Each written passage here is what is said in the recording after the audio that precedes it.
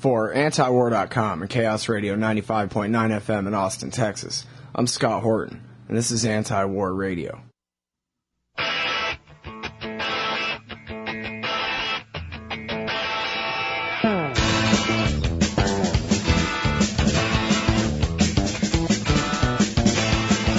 Captain, there are doubts regarding your ability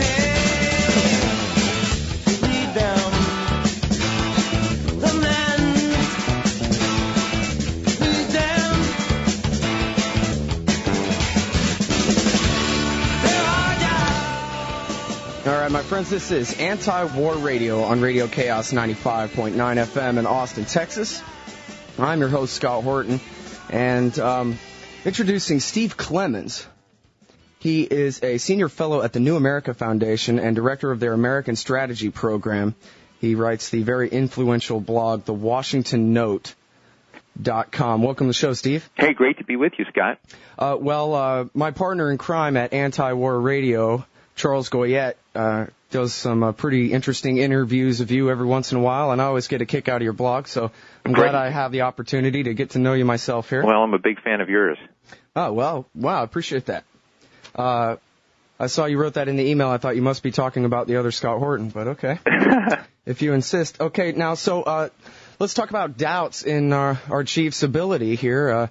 I'm certain you share my doubts in the ability of George W. Bush to, not get us all killed or not, start another war or two before his time is up. And yet apparently Dick Cheney is having his doubts about George Bush as well. Is that right?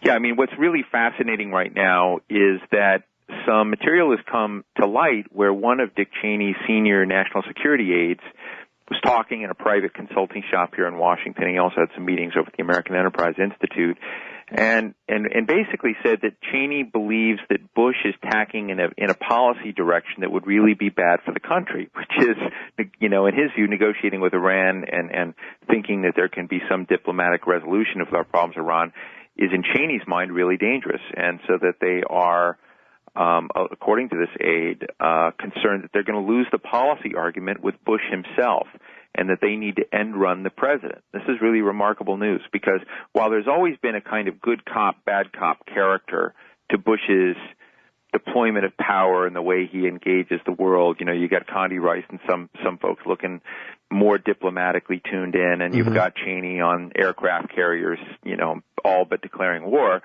That is very different than Dick Cheney's staff, who also carries the title Special Assistant to the President of the United States, denigrating the president and saying that they need to tie the president's hands, and that's what's come to light. Right. If they're playing good cop, bad cop, we like to believe that Cheney and Bush have agreed on that strategy when they're doing that, not that Cheney is trying to undermine the president. Yeah, it's really remarkable. It's called insubordination. Might be criminal.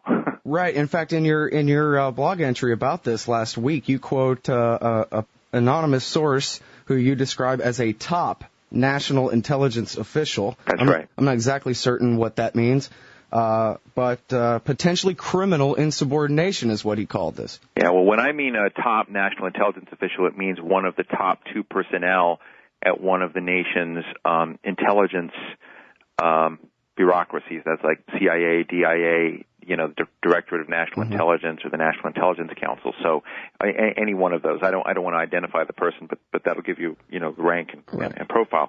But when I shared this with this individual, because I don't know the law on this, I said, is this kind of activity, this freelancing by a senior Cheney national security aide, potentially criminally actionable? And this person said he believes so. Now, I don't believe the Bush administration will do that, because by going after this person or Cheney's team publicly, they admit disarray in the ranks.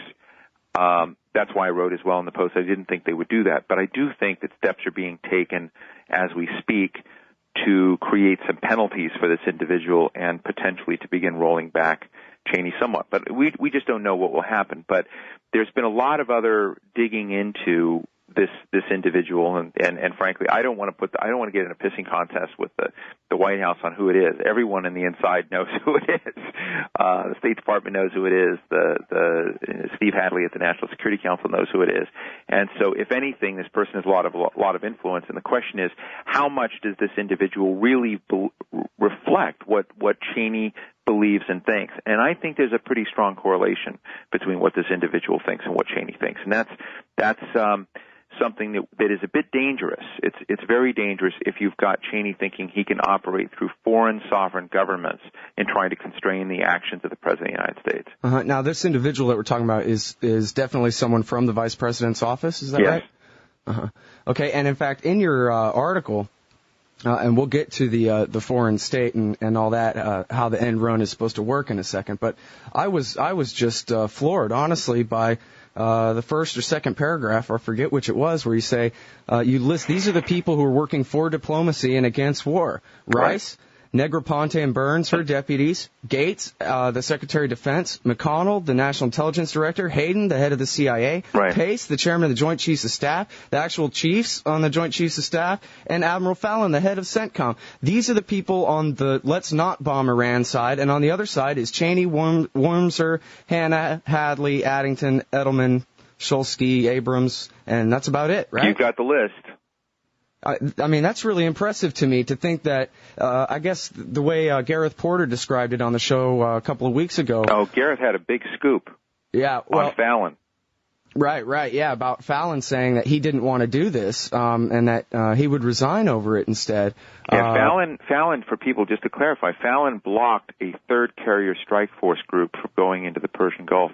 This is very, very important, and more important than people may understand, because with that buildup of power, you can easily trip into a war because there's so much firepower, accidents happen, and when we see kidnappings or, basically, imprisonment of American intellectuals in Iran, what you're dealing with in Iran is not a monolithic, centralized operation. You've got various forces inside Iran that are competing with each other for legitimacy and power inside that state. And that kind of factionalization is also clear in the U.S. government. And as I wrote, the two people who most want conflict because of their declining political circumstances are Dick Cheney in the United States and Mahmoud Ahmadinejad in Iran, and the Al-Quds force behind him, because but there are many other parts of Iran that absolutely do not. In my view, Khamenei, it doesn't mean that all of our problems with Iran will just go away, but you do have some sensible people finally working together.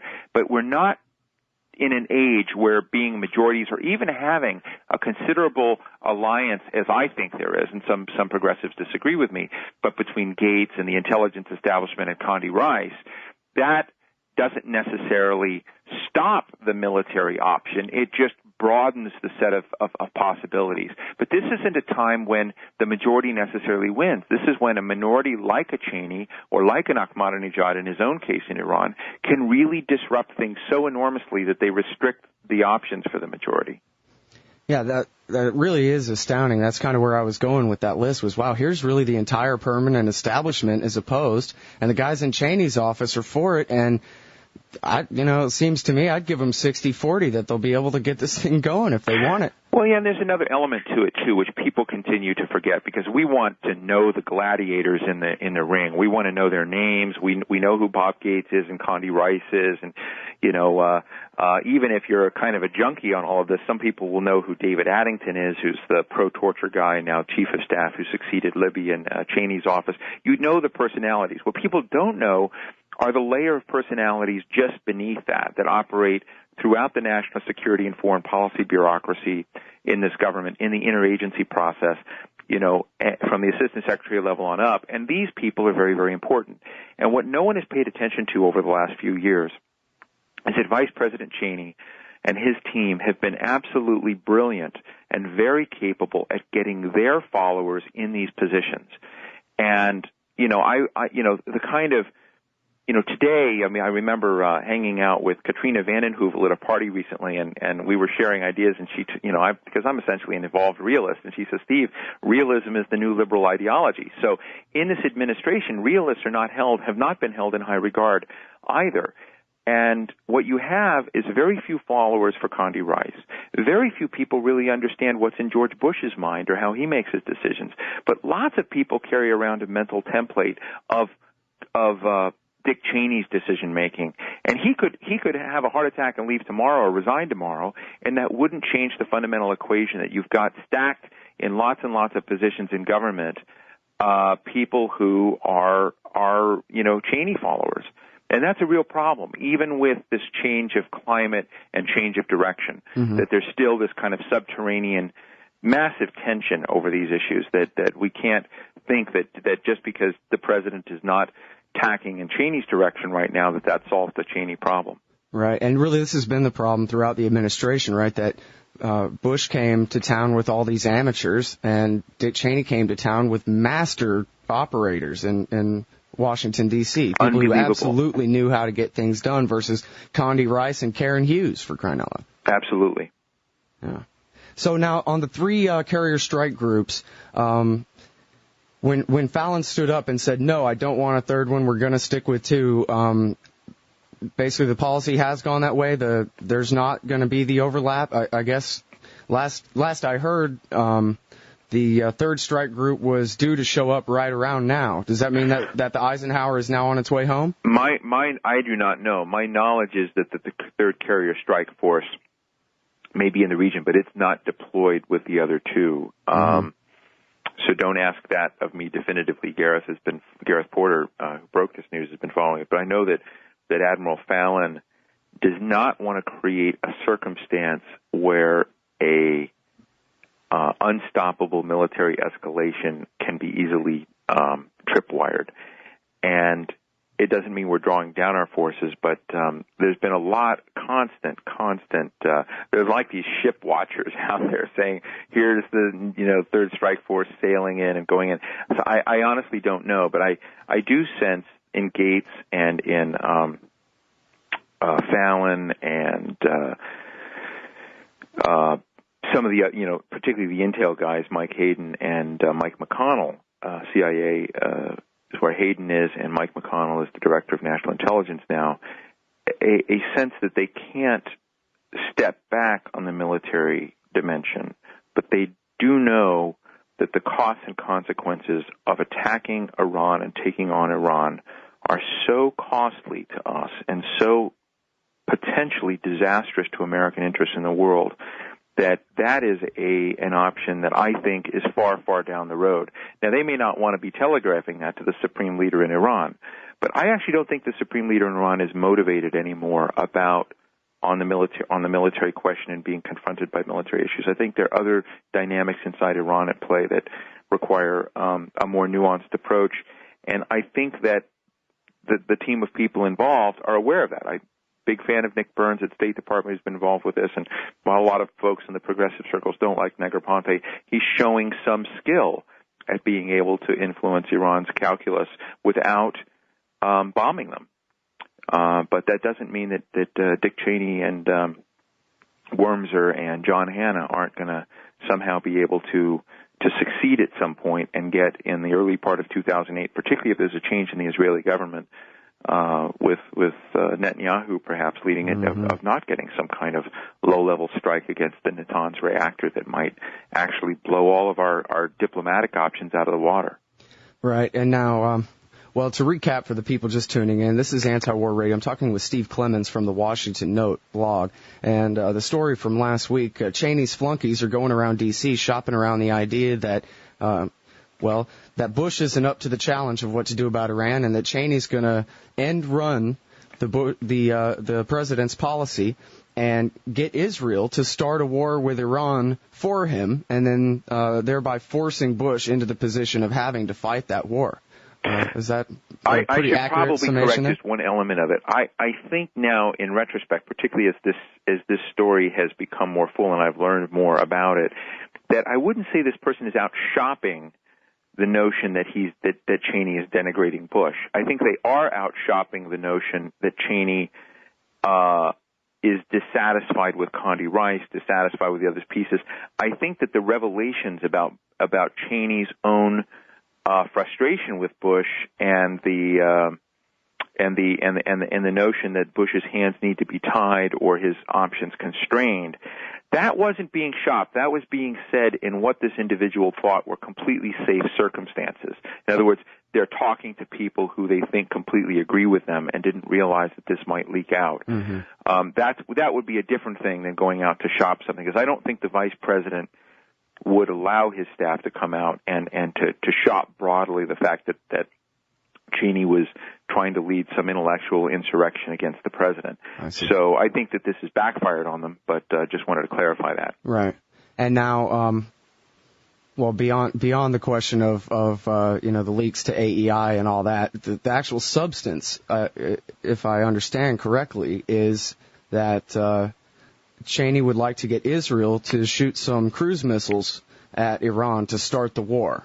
And then that would necessitate, apparently, retaliation against American assets in the Persian Gulf, and the war would be on. Is that basically it? Yeah, I mean, the thinking is this, is that most of our thinking about a hot action, a bombing run on Iran would be designed to cripple badly Iran's nuclear program and facilities. What allegedly this individual has suggested is that that Vice President Cheney has the ability to nudge Israel forward to commit not a comprehensive bombing run on Iran, but a single low-level cruise missile, rather than a ballistic missile, cruise missile attack against the Natanz reactor. And that would precipitate potential Iranian counter-response aimed at U.S. forces in the region. And with Iranian, and the thinking would be that the world would not hold Israel in disdain or disregard for protecting its own interests. This would look a lot like its attack on an Iraqi reactor in the past, in the 80s, and that the counter-response against U.S. forces would outrage Americans and thus prevent George Bush from being able to pursue the diplomatic option and responding in some military way to Iran, probably a more comprehensive bombing run at that time. Now, I think there are a lot of problems with these assumptions from Vice President Cheney's staff, because we know from the Vinograd report, this investigation into Prime Minister Olmert and Defense Minister Peretz's response in Israel to the Lebanon crisis, that Elliot Abrams of the White House National Security Council staff directly encouraged the Israelis to consider expanding the theater of their war operations to include Syria. Mm-hmm. And Foreign Minister, in this report, it says very clearly that Foreign Minister Livni and Prime Minister Olmert said no. So here's a case where the Israelis resisted American pressure to broaden the war. So I think that we also ought to be careful that just because Cheney's people think that they can push Israel to launch a cruise missile attack doesn't mean that Israel will. I think it could be suicidal in many ways for Israel to do such a thing like this. But what's important is that if Cheney and his team think it's doable, then we need to take it seriously. And I think the best remedy for this kind of thing is to publicize this in the United States and publicize it in Israel, and somehow limit the scope of action that Cheney's team has. I mean, it's really outrageous that what these people are doing. How soon will it be before there's an election and Netanyahu has the chance to be prime minister again? I have a colleague here at New America Foundation that I work with, Daniel Levy, who's just an incredible commentator on Israeli affairs. He was he's the guy who wrote the Geneva draft, the Israeli draft of the Geneva Initiative, and was an advisor to Barak and Peretz and other folks. But so he has probably commented on this. But I think that right now, as I understand from Daniel, is that the Israeli government is semi-stable, but that elections are coming. I don't know when the date is, but a lot of people, and I think I don't know if I put it in the blog or not, but the individual working for Cheney thought that this possibility with Israel and Iran could take place in the very first couple of months of 2008. That could correspond with a change in government in Israel. That gives you enough time to have either a vote of non-confidence or a call for elections, which everybody in Israel is trying to avoid right now. But, Netanyahu is, according to many, the best position to succeed this government. And the Labor Party, of course, is still going through its own struggle about who it will head the Labor Party right now. So we'll see how it will come out. But I don't know whether, an election is possible in a month or, 4 or 5 months, but a lot of people see a change coming. Mm-hmm.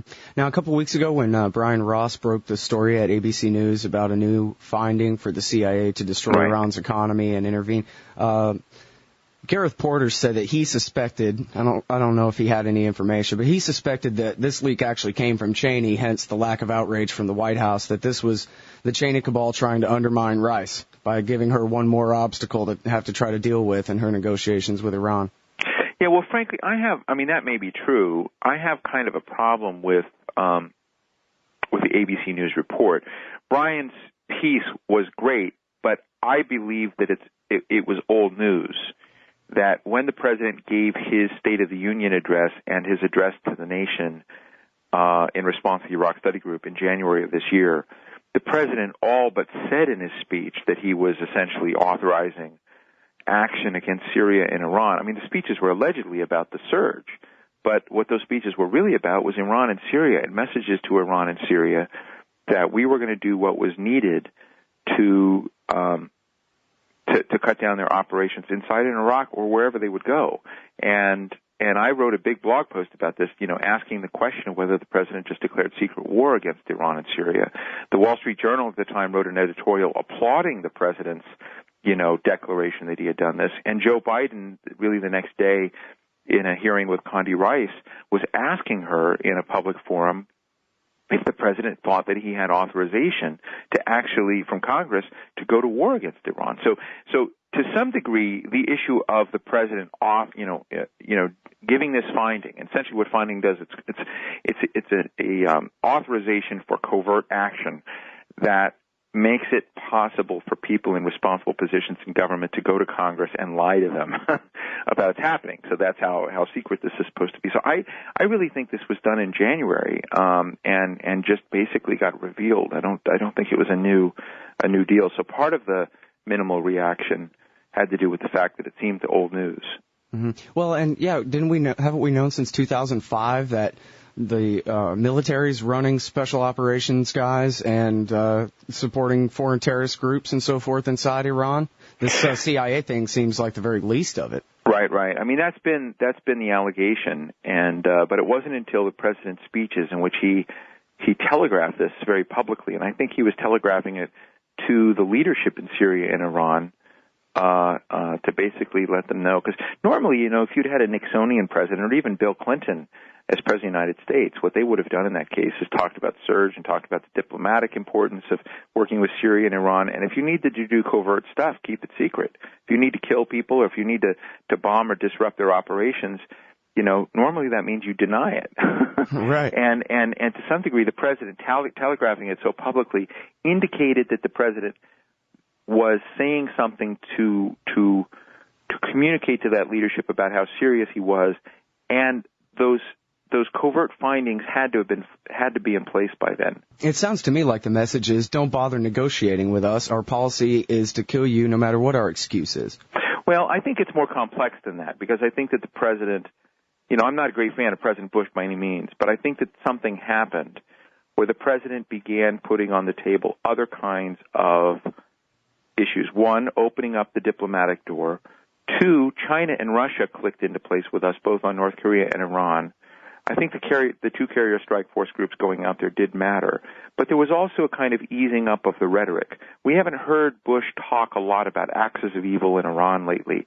He's changed his profile, his wording and language. And this is a function, I think, now Cheney hasn't. Cheney's just exactly the same as he always has been. But I think that there's been a slight change.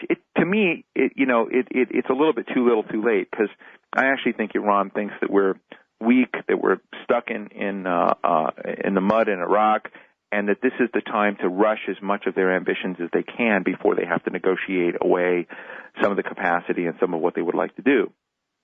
And the American ego is going to have a hard time with that. But so this is a very, very fragile time, in my view, and we could trip into war no matter all of the positive things that are going on right now.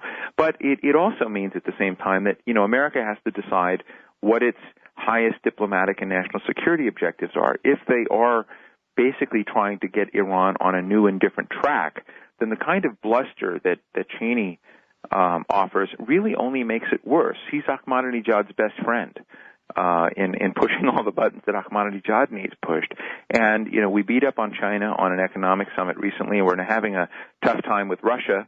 And there may be reasons to have a tough time with Russia and beat up on China. But when you need their support to show a solid face to Iran in the UN resolution process, then you need to make some hard choices. And this administration so far hasn't been making those hard choices.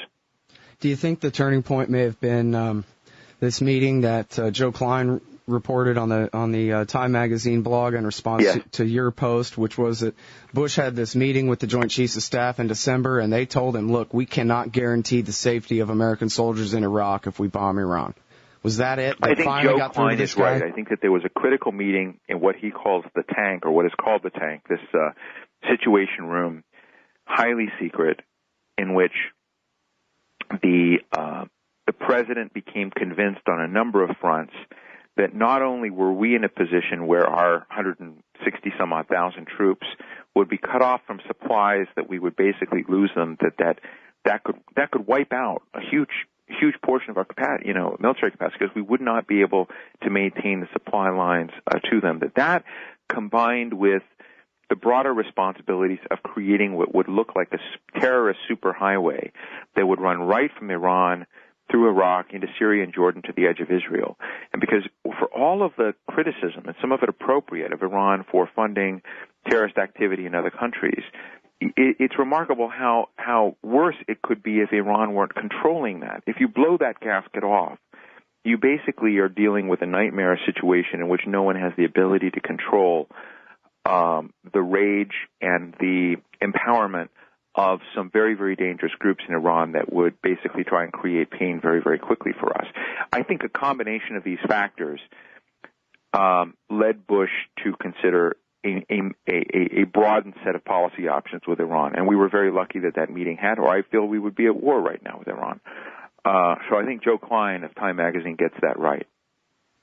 Wow, who would have thought that George Bush could be made to listen to reason, huh? I guess if you have enough shiny medals on your olive green uniform, maybe he'll pay attention. Maybe, and I think that we have to be careful too, because this is speculating where George Bush is. I don't have the greatest confidence in his management. I'm still angry at Bob Woodward for his book Bush at War, which made it look like this guy somehow in his very genes and his DNA knew how from his gut to make better national security decisions than a lot of other people in this.